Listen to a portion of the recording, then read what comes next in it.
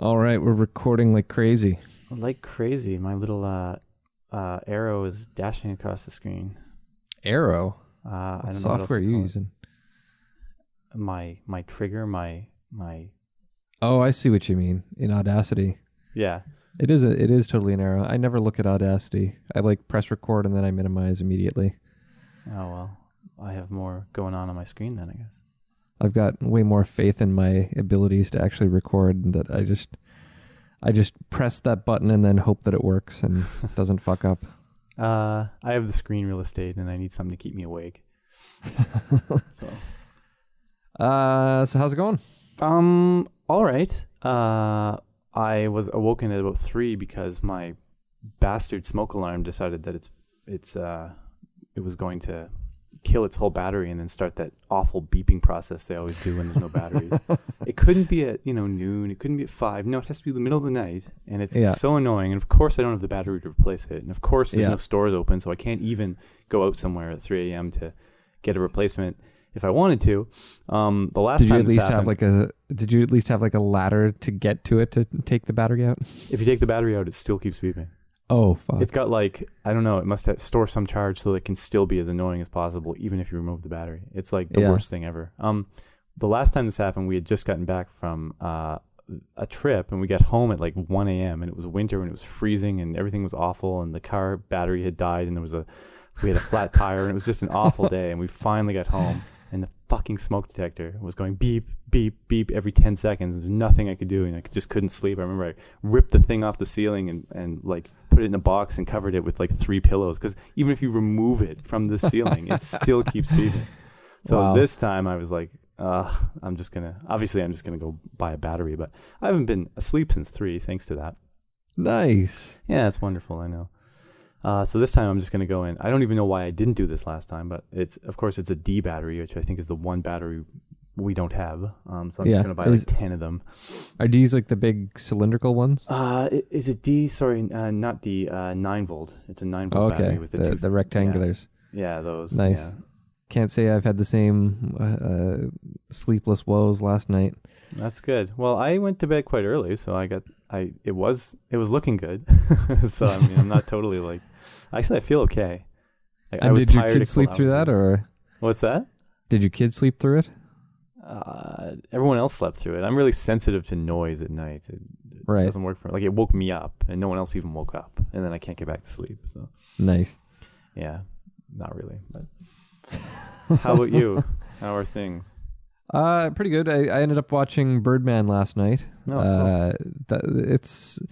I liked it a lot. Yeah. I'm assuming you haven't seen it. No. Do you know anything about it? No. Okay. End of conversation. Well, we aim for no spoilers here anyway, so. It's a good one. It's Michael Keaton as the impression that I had before watching it was that he was like a superhero who had made superhero movies and then decided to focus on his acting career. Right. I think that's what the trailers lead you to believe it's supposed to be. That's certainly the impression I had before watching it. And so, it's kind of meta in a sense, because Michael Keaton was Batman and now he's Birdman. Yeah. But yeah, it was really good. Some of my other friends who have seen it were confused by the actual plot. It seemed to make sense to me. But the thing that I thought was the absolute coolest about it is that it was all one consecutive shot. The entire movie. Yeah, there was no camera cuts. 2-hour movie. Yeah. Wow. And did they flub anything? I mean, there were moments where they obviously had to have cut in the real world, but they like cut while like looking at the sky or something, and then just green screened in the transition. Yeah. Wow. So I think it must have in reality been done in at least 4 different takes. But no, it was really solid. Sweet. Well, I got a 4 out of 4 rating from Ebert. I know that much. Okay, well there you go. Was it? Did they have like an 8 rating when it was Siskel and Ebert? I I believe that they worked separately and they just came together to do the show. Right. So Ebert in his articles would give out of 4 ratings, and I never really read anything from Siskel. I just knew that he was on the show with Ebert. So have you ever seen like any of the leaked behind the scenes footage that made its way onto YouTube for Siskel and Ebert?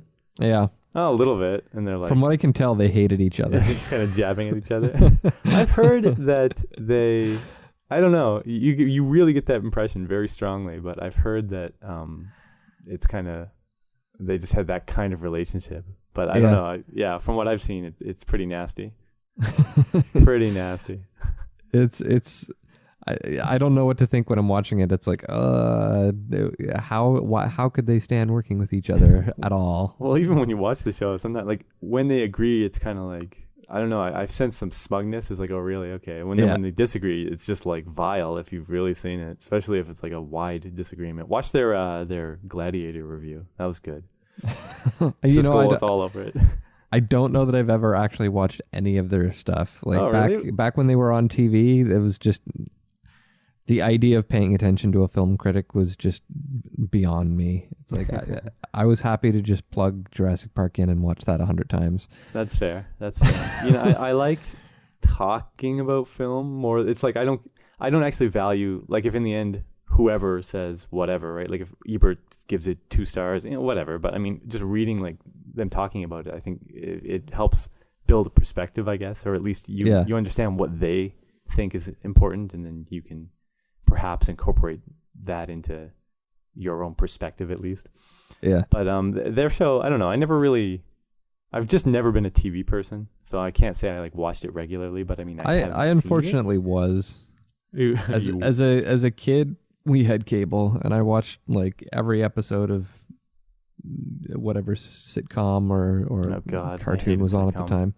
Even I watched every rerun of Seinfeld and. Oh wow! Oh man, I could never. Like, people constantly right now, constantly tell me like I should watch Big Bang Theory. I'll love it. It's so awesome. And it's funny. I've seen it and it's amusing. But I just that like the laugh track and the the formula they adhere to, like just sitcoms. Just I can't do it. I just can't. It's just I could never catch that kind of show regularly. It just drives me nuts. I was into specific ones. I liked Seinfeld a lot, but that was like at a point where everyone started trying to copy the success of that, and like I don't know, there was like Reba McEntire and like I don't know, like all these redneck country and western people, and like that was the focus of their show. Like whoever that guy was, you might be a redneck if Jeff Foxworthy. Yeah, like why do I know that? Oh my god! Wait a minute, Reba McEntire I thought she was only known in Nova Scotia. Maybe I'm thinking of someone else. Rita McNeil, or that's Rita McNeil. Rita, oh god. Reba McEntire. Now I've got to make complete certain that she was actually in a show. Reba McEntire sitcom. Yeah, she totally had a sitcom. Oh god, I do remember the. It was called Reba. I kind of remember that, and she has like red hair. Am I thinking of the right person? Yeah. I'm sure it was awesome. TV. Let's see. I found out that they, I think at different points in times, different channels played different things. But before the Sci-Fi Channel even existed. I don't remember what, I think it was Channel 11, whatever that was, some like CBC or something, played Star Trek, the original Star Trek at 4 a.m. And so since that was the only show I was interested in at all, I arranged my entire summer schedule so that I could watch it. So I literally, for like I don't know how long it was. It felt like, I don't know if it was one summer or what, but I would literally stay up until 4 a.m. every single day, watch this show until 5, and then go to sleep until whenever, noon or whatever. And so from like, I don't know, whenever, 11 till 4, I just would like draw and watch other things and screw around. So that was kind of my TV era. And I remember they played MASH, I think, and some other show. So I watched MASH. I don't remember. I think I probably drew and screwed around, and then I watched MASH and Star Trek and went to sleep. So Star Trek, I've seen everything, but that's it. That was actually a large part of my TV watching was I would lay on the couch and I had like a little lap desk. Okay. And I would totally be like drawing while listening to TV. Yeah. That's totally. I've been there as well. Especially like I forget what channel it was. There was like this one channel that always showed movies all night. And TBS Superstation. No, I didn't have that. It was this awful like I just remember the commercial bumpers were just awful like grainy 80s looking garbage. Right. And I would just put that on until like I think I watched a lot of that too. Did I just hear you refer to the 80s as garbage? No, it was something from the 80s that was garbage. I thought that was contradictory by nature. Well, if I saw it now, it would be awesome because it's super nostalgic. I don't necessarily like 80s TV. I mean, perhaps because I don't like TV. Let me hold on that. Sometimes I don't. I don't know. This was bad. How about that? I don't even like think flashing it was, letters and stuff. I don't even think it was 80s. I think like Degrassi and the Wonder Years are like my early childhood nostalgia trips.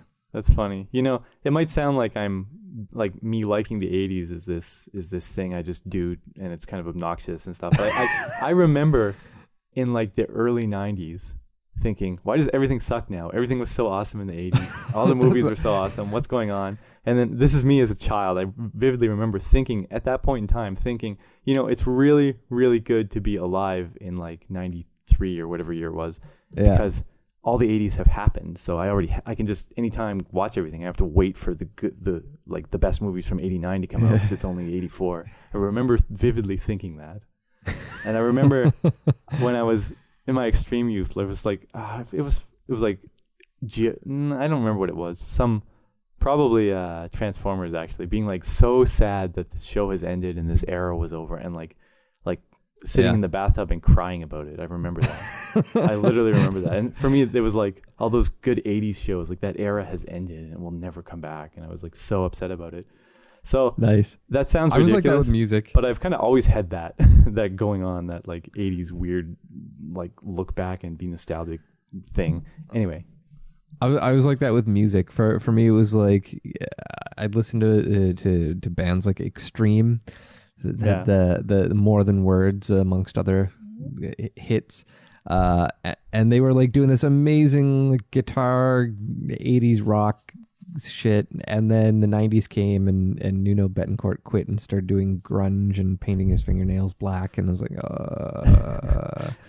everyone started cutting their hair and if music, I think of all things that 80s, there's like something about music in the 80s that came and died and was only there at that one time, right? Yeah, all of it, huh? Like new wave and glam rock and just all these other kind Cyndi of Lauper. Yeah, I can't, like the coming of 1990 must have been death for her style of everything, I think. Yeah. It's like, you know, she was like the thing of the 80s. It's like her music and then like the Goonies. And like ridiculous. Awesome. My. Speaking of going on nostalgia trips, I guess it wasn't the 80s, but it was the 90s. Sure. So I finally was getting around to going over to a friend's house this week and playing Super Mario Bros. 3 on my mini Famicom. Very nice. So we, it's disgusting how difficult my reflexes find that game these days. Really? Wow. When you're me and that's like a regular weekend, I mean, I feel like when I turn on like a 3D shooter, no matter what, I'm always the worst in the room. I'm like, oh my God, I can't do this. And then you turn on like one of those games and that's like where I live kind of, right? It's like I haven't played one of those games in a while and I feel like the timing is ever so slightly off on them. You know, it probably is. It probably is. Unless you're playing it on a tube TV, I almost guarantee it is. Yeah, it's HDMI, right? So then it is, yes. The timing... Like that game has, I think it's in like the second level. There's like these little music note bouncy blocks that you can jump on, and I was like having a hard time jumping on those things. Like I kept just like bouncing off and then dying. Yeah. Because it's just like the timing is just ever so slightly different, and I guess I was pressing the button later than I needed to. I went into a video store one time, Willow Video in Langley, BC, actually, and they had an original Nintendo set up with Mega Man, and I was like playing it and complaining about the lag and complaining about the lag, and the guy working there was like, "What are you talking about? There's no lag." I was like, Trust me, there's like this ever so slight lag, and it ruins it." And I managed to convince him before leaving. He was like, "Wow, you're right." So people don't really notice, I think, like even people involved in like games and stuff. But it's like imperceivable to an observer, maybe. But it's very, very obvious, especially again if you're me and you have a tube TV set up and you play like very regularly. Yeah. I mean, I complain I don't get to play games very much, but at the very least, I'm like, I don't know, trying out my games for like 5 minutes here and there, so it's not much of a sit down experience, but like I'm just, I know that there's a lag when there's a lag, so I can almost guarantee that you were dying because of the lag. Yes. Yeah, so that was disappointing. So we me and my buddy, we sat down and we thought we were going to be able to beat it, but we weren't able to beat it all in one go. Like we got to World 8, and so two things happened. One, we were sucking. Okay. And secondly, do you remember the airship level in World 8? Yes, it's fairly difficult. That's the one. That one is the one everyone uses a P-wing on. Yeah, exactly. And so my buddy, he had his P-wing, and what he did was he like accidentally used the P-wing the level before. He like opened up the inventory on the main map screen. You press B to open up the inventory, and then he like panicked and pressed A and used his P-wing. And so we didn't get to use that for the airship level. That particular level, of course, I think is probably the most difficult in the game, and it's fun, but it's with a lag. I would write off your chances. Yeah. So that was a nightmare. And so that was part of what made me want to get onto today's topic, which is what is your favorite or least favorite inventory systems? Because for me, Mario 3 had an incredibly simple inventory system. Like you could get items from these chests in the mushroom houses and whatnot, and I think it had two shortcomings. One is that because there were only two buttons, there was a tendency to accidentally use an item when you didn't want to. Yeah.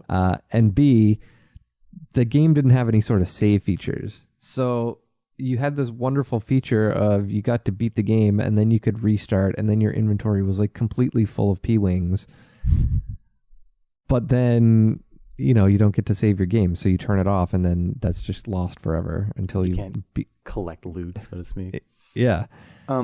That's very interesting, actually. Your second point I would not have ever considered, but the first point I think I would. I mean, it's just a limitation of the system. I wonder how they would even address that. Like, they could ask you every single time, like, "Do you mean to use this?" Right? Like, yeah. But that which is frustrating in a lot of games that do that. Like, yeah. They could just ask that question for special items like the P-wing. Are you sure right now, right here? I think they should have put better use of like either the start or select buttons so that like you have to use one of those to open the menu, because it's a lot less accidental to press one of those than one of the other two circular red buttons that are side by side. Yeah, or another option too. Like when you flip on your inventory, it's like, let's say you just have 5 items. You can't move the cursor such that no item is selected. Like maybe if they had a spot that just said don't select an item and you just use the same button, like you press A on any item or you press A on don't select an item. And then they could have left how it is now where B also exits. So if you have like 1 billion items and you're on your 5th page, you could just press B. So if you know what you're doing, but if you've accidentally entered that inventory screen, then you can press A on the no item box or something like that. Yeah. Interesting. We had, of course, proposed the inventory system question earlier, and I hadn't even thought of Mario 3. So, I mean, I would honestly kind of praise the Mario 3 system generally because, especially when you look at things for that time, 1988 or whenever it came out, there's not a lot of, especially platformer games, there just wasn't that kind of system in place. So it was probably I can imagine like kids at the time being like, whoa, awesome. Though I do see in retrospect how it's frustrating. Have you ever played any of the Adventure Island games? Yes. I don't remember them very well, though. I just remember a guy in his underwear throwing bones or something. Okay, they get progressively more complicated. There's 1, 2, 3, 4, or complex, or like sophisticated, maybe I should say, on the original Famicom or Nintendo. Then on Super Nintendo, in my opinion, he went hugely downhill. They just weren't even interesting. But the original ones, the fourth one is like almost an RPG kind of. And it's a really interesting and cool game. And the first one, there's no inventory or anything. It's just a straight platformer. But the second one was kind of interesting because it was like you could power up your character in various ways. So he had like an item he could throw, something he could ride on. I forget what else. There was just pure power-ups, like something that made you invincible for a little bit or something. And when you finished a level, whatever power-ups you had, as you travel through the game, when you went into another level, at the start of that level, you could choose to like save those power-ups, like slot them away kind of. So cool. You could like there was a dinosaurs you could ride. So you go in the level, you get dinosaurs, you finish the level with the dinosaur, then you could slot away the dinosaur, and you could go into another level and you could get maybe a different dinosaur and then slot him away, and then you get like a really good attack item. So you would just save it so you don't accidentally lose it, and then you could pull it back out when you fight a boss. So imagine Mario 3, but like if I find a frog suit, after I beat that level, I could take the frog suit off and put it back in the inventory. Like it was that kind of inventory system. It was kind of neat. I thought that was really neat. So you couldn't save in this game either, but it was just a good way to because like in Mario 3, if you use the frog suit because you have this water level coming up and it's fun to use the frog suit or whatever, and you use it, great. Now you beat the level. There's no more water levels, but you're still in the frog suit, right? Obviously, you're going to lose it in a level or two because it's not like the land levels aren't meant for the frog suit, right? So by using it, you lose it. You can't just kind of pull out this special item when you need it and hope for the best. That frog suit is like, I think it was like the first level in World 3. It was like amazing to have the frog suit for that. Because it was like an entirely underwater level and you could just press the direction and you'd go in there. But yeah, the first time after that you like do a land level in the frog suit, you're just like, what the hell? I have a particular level in mind. I don't know if it was the first level of the third world, but it's with all the like electric octopuses. Octopi, whatever, or squid or whatever the hell they were, and you're like, without it, you're kind of like, ooh. Yeah, there was one where it like panned automatically, didn't it? I think there's maybe even a few like that. I feel like it wasn't that common for there to be inventories in actiony type levels. I mean, obviously you could consider Castlevania, where you could get the different items, and every time you get a new one, you lose the old one. Right. Or like, I mean, super simple, but in my opinion, effective was Super Mario World. You got to store the one up top. Yeah, you could just store the one up top. And I mean, the game was simple enough. Generally, you're always going to be, I think most people just wanted to have the feather and then store a feather. But like, I liked to have a feather and store a flower. And generally, I wouldn't use the flowers unless it was like a water level or something. Then you switch to flower and burn everything. And then when you go to the water, you switch back to feather. So that was cool. I mean, I can see it being interesting actually if there was, like, if it was a more complicated game and there was like 20 different like suits or whatever Mario could have, it would still be interesting to have that system because you just have to pick one you can store, right? Yeah. Have you ever played the Super Nintendo Contra game? I don't remember trying it. Okay. Well, original Contra, there's all kinds of different power-ups. And there's generally, like, everyone prefers the spread power-up. It's really good. It shoots shots all across the screen. Generally, when you get that, you stick with it until you die. But in Super Contra, I think they were, of course, aware of this. So they made a lot more interesting items that could kind of compete with spread. You had, like, heat-seeking things and weird bomb things and stuff.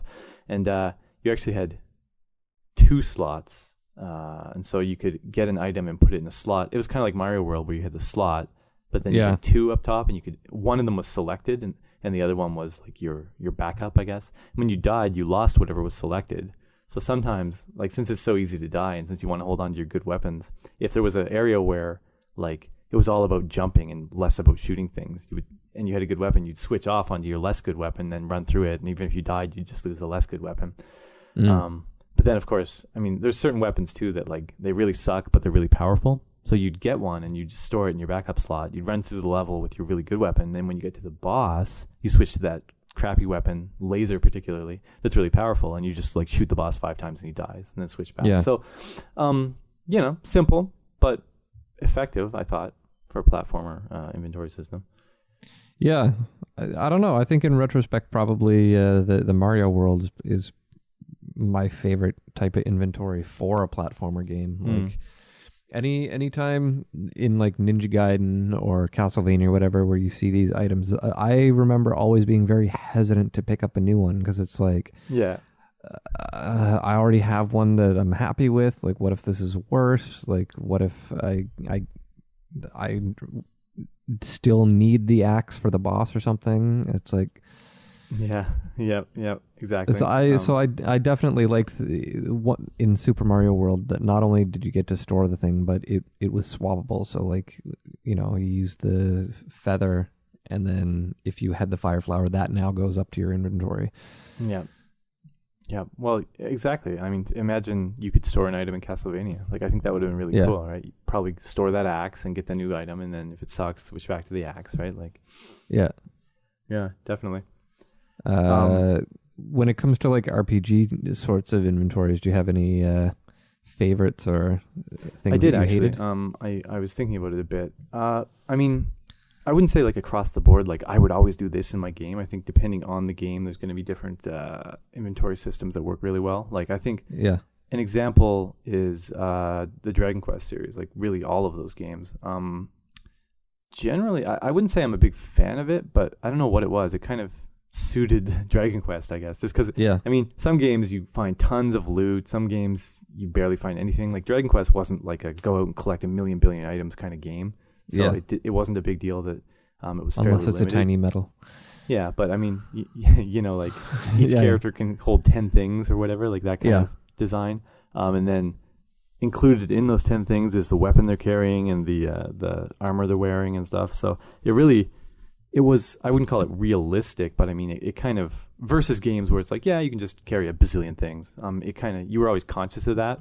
Yeah. So you had to, like, you'd find some new item and you wouldn't really know if it's the right thing to get rid of. So, and then I forget which Dragon Quests, but I'm pretty sure some of them you could like bring items back and put them in like a safe somewhere or something. Yeah. Yeah. I know you could do that in the 4th one. I believe the 3rd as well. Maybe the 5th. I'm not sure. I've only played because in the 4th one, in chapter 3, you're Tornico or Talon.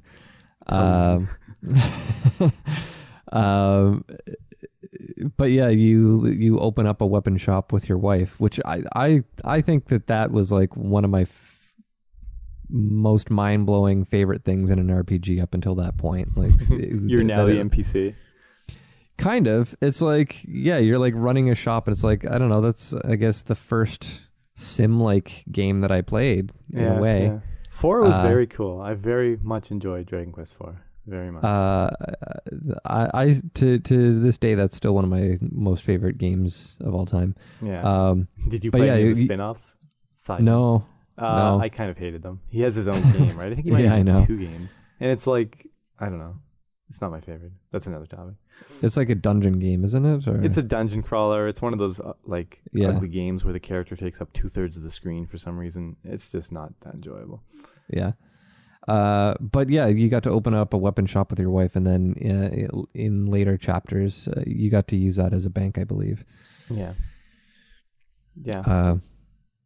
That was cool. Yeah, that was pretty cool. I definitely remember enjoying that about Dragon Quest. It seemed very, or Dragon Warrior for those of us on this continent.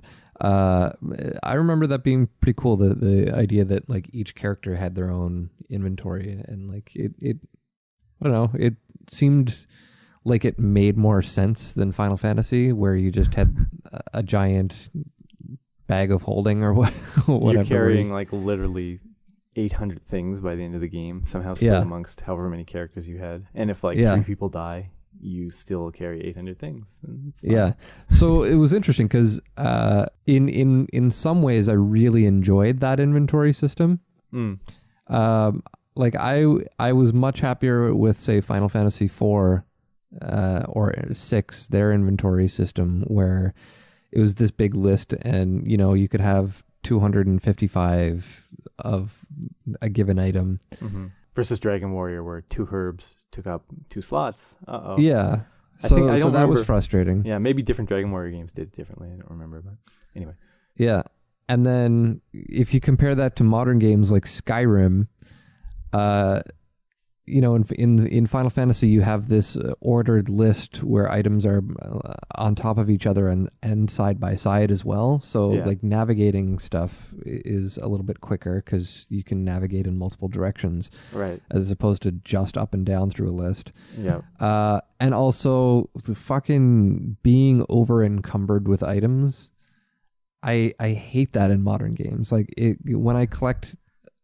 You know, I'm holding like a billion swords and shit, and then finally I pick up like an onion, and suddenly I can't move anymore. Yes, I mean, it happened many times in Skyrim. Skyrim particularly, I don't know, like the order items were in, I could never find anything, and I actually, just for fun, I played the game with in Japanese, just for fun. Oh yeah. And of course, they don't sort items sensibly, like by reading. They sort it by all the kanji stuff is first, and then the katakana stuff. Yeah. And so it's like you're always like, where the hell is anything? Oh man. So at least, yeah, you didn't have that experience in the older, like the Final Fantasy games. I don't know. I like collecting things. It's fun. So I never really minded the Final Fantasy system, even though it's ridiculous. As long as you could like sort and it was reasonable to like find stuff. You know, that was actually one thing that I really enjoyed about it was its ability to sort, like, because definitely. You could just, like, there were lots of null spaces in the list, so, like, you could shift stuff around and have, like, readability between items and stuff if you wanted. Yeah.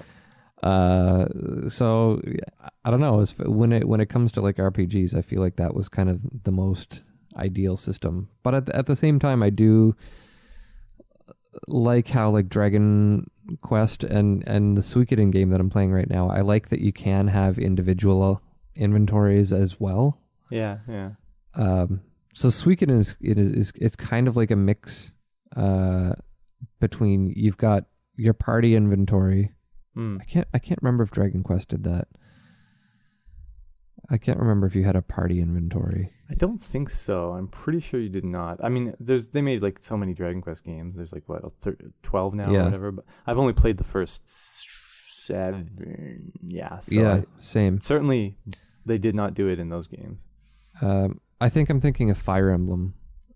You've got like a party inventory, but then each character also has their own personal inventory. So it's like, you know, when you pick up an item and your inventory is full, it has somewhere to go. Interestingly, I see. Interestingly, Final Fantasy, I don't know if you remember, but they did that too, right? There was, I don't remember which games did it. The third one, I think, did it, where like each person, you had your giant party inventory, and then each person had like their sword slot, their shield slot, their whatever slot, but then they had 2 item slots. And in the fight, you could use like a potion or something if you've had it in your slot.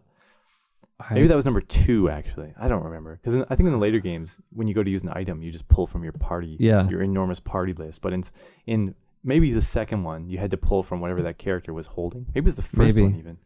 It was definitely the first one that happened. Yeah, I don't remember the others. Yeah. I only played 2 and 3 once each. Okay. And they'd already gotten rid of that by the time it became 4. So yeah. One thing that is, so I'm frustrated with Suikoden too, because you have, I think, 3 pages for your inventory. Okay. So then once that's filled out, it's like Skyrim. You just like have to choose an item to throw away. Okay. So that sort of thing annoys me in games. I don't know. Yeah, I understand that there's a purpose to it, but when I'm arbitrarily limited by some mechanics like that, I feel like it takes away from the fun. Oh man, I can. Yeah, well, so if I can finish your point. Yeah, so I was just going to say the thing that I do like is that you have your personal inventories in Suikoden, and so you have like your helmet and shield and sword or whatever. But then you also have 3 arbitrary spaces. Okay. And so it's up to you. Do you want to put an item in there that you can use that will do damage, or do you want an item there that can heal, or do you want like an extra little equipped item that will raise your defense and strength and whatnot? Okay. And so that seems kind of cool to me, because you can like take a weaker character and give them extra armor, or you can like choose someone who isn't good at magic and give them some healing items or something. Cool. I was just going to say Final Fantasy Tactics Advanced drove me crazy because I don't know, I think you said you'd finished it, right? Yeah. Yeah. Do you remember the quest items? No. Really? Okay. You do these quests and get these items, and you have no idea what the value of any of these items are. It's like chocobo tail and cooked soup and like some type of crystal and whatever. And then when new quests would come in, sometimes there'd be a requirement, like this quest requires maybe this job. Someone has to have this job, or you have to have done this other thing or whatever. But often the requirement was that you have a specific quest item. So like there'd be a quest you do that gives you soup or something, and then there'd be another quest, and the quests are always stupid, right? It's like I'm sick, my son is sick, delivers a meal to him, and the requirement would be that soup. So like half the jobs you can't do because you don't have the item requirement yet. You just don't know, right? And some items are totally useless, and the quest items have like other uses. Like if you bring it to battle, it'll bump your defense or something. So some items seem useful, and some items seem useless, and you don't really know. And this would all be fine and well, except there's a limit on how many quest items you can carry, and it drove me nuts, because it'd be like I'd do a quest, and it would give me this quest item, and it'd be like silver shield or something, and then it'd say you don't have any more room for quest items. Okay, so I have to pick one to get rid of. Okay, so I look through my quest items. I don't know what to get rid of. It's just arbitrary items. It's just a completely arbitrary list. So I scroll down to something that seems useless. It'll be like rotten meat. Okay, I guess this one. And then I go into the bar, and there's a new quest requirement rotten meat. Okay, I can't do it because I got rid of it because I thought I had a more useful item, and there was no way for me to know that I would need rotten meat above any other item, right? And like, it's like everything about it. Like, a quest would require some item, and sometimes it consumes the item, and sometimes it doesn't. Yeah. So sometimes I'd go on a quest that required item A, and then later my list would be full, and I know I already used item A, so I guess I already, I don't need that anymore, and I get rid of it. Then another quest comes that again requires item A. It's like it's completely arbitrary. You have no way it's just luck if you pick the right subset of all the items, right? And quests would reappear, so I think they thought you'd redo the quest to get that item again, because I don't know, I hated it. Because obviously people are going to find that fun. Yeah, of course, right? So I mean, I can see where like in Dragon Quest, do I throw away the medical herb, or do I throw away this other thing, this antidote or something? Maybe I have to make that choice on the fly, and if it's wrong, oh shit. But that's the limitation in that sense is much better than the Final Fantasy Tactics Advanced approach. Like, it's a guessing game. Good luck. Teehee. Yeah. And of course, when I was a kid, I had way more patience for stuff like that with Dragon Quest, where it's like, oh, I'm out of items. I guess I'll just go back to town and sell stuff, and then I'll come back and, I'm grinding for more experience and more gold, and then I'll pick up the extra items from the treasure chests. And now it's like, I want to get through this game. When you're a kid, you have time, and you have, I don't know, naivety, I guess. Yeah. Like, even if I was 70, I don't think and I had no job, and I was retired, and like, even if I was 100 and everyone around me was dead and I was just playing video games, I wouldn't have patience to do that, because I know there's more fun things to be doing. When you're a kid, you might not even know what you're missing. I think anything that's like those quest items, or like anything that's essentially a currency that you like, the item serves no greater purpose other than trading it for a quest or an item or something. I feel like that sort of thing should have its own endless inventory list where you just never have to worry about throwing that stuff out. I know they did that. I know they did that in Final Fantasy VI.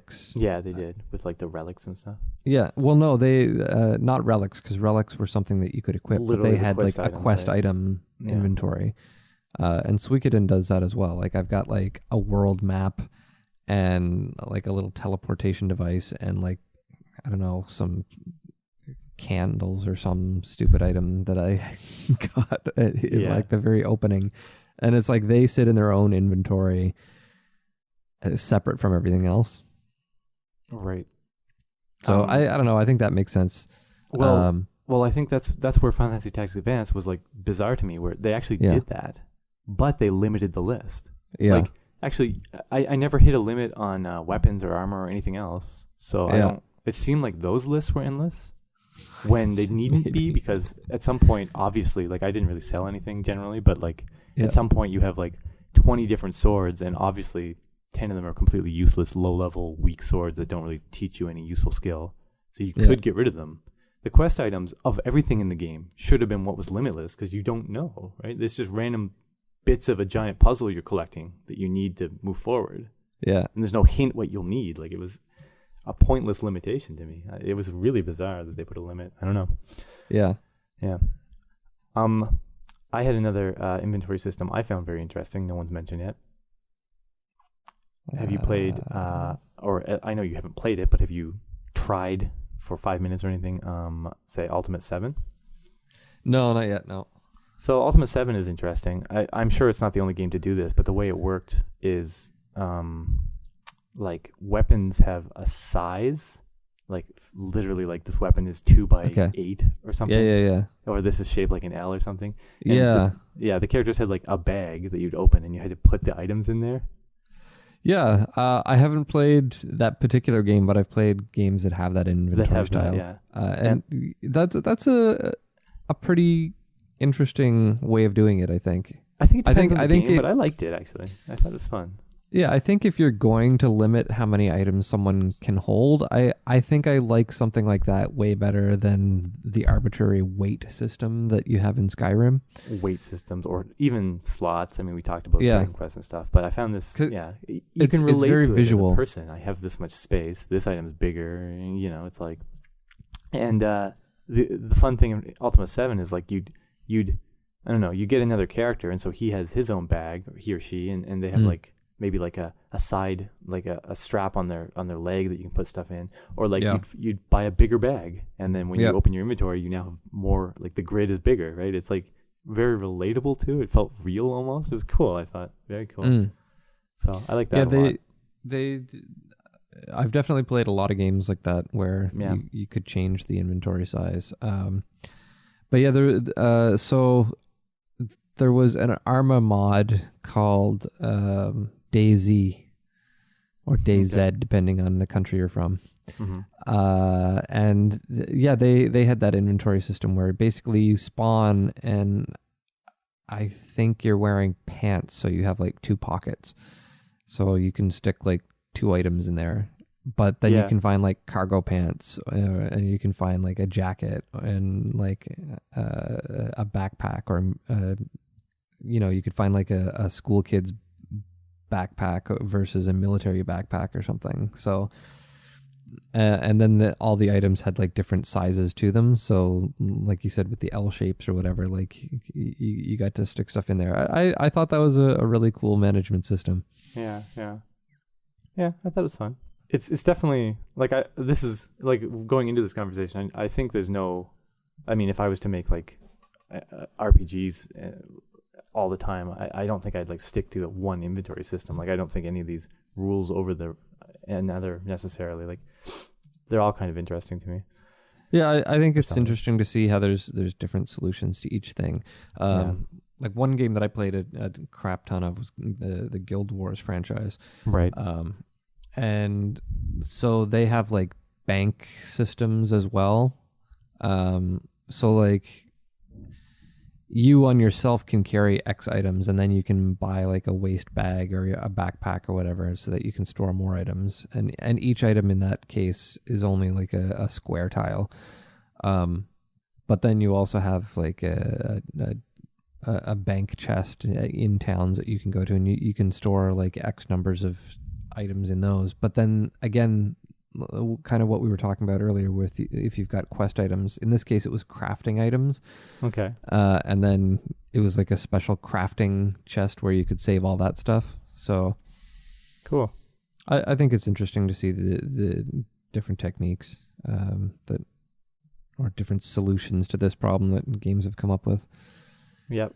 Yeah, I think it's cool. One system we didn't mention, I could almost mention in passing, but is the system Zelda uses. It's very it's like pre-laid out. Like there's exactly these many items, and you will get one of each through the game, and you need them to complete it. But it's extremely good for what it is, right? Like you go to your item screen, and there they are, all laid out. They can have a description. It's easy to find stuff. They don't like if I know I need to use whatever, the lantern, I know which slot it's in. It's in the bottom right. I just go there and grab it.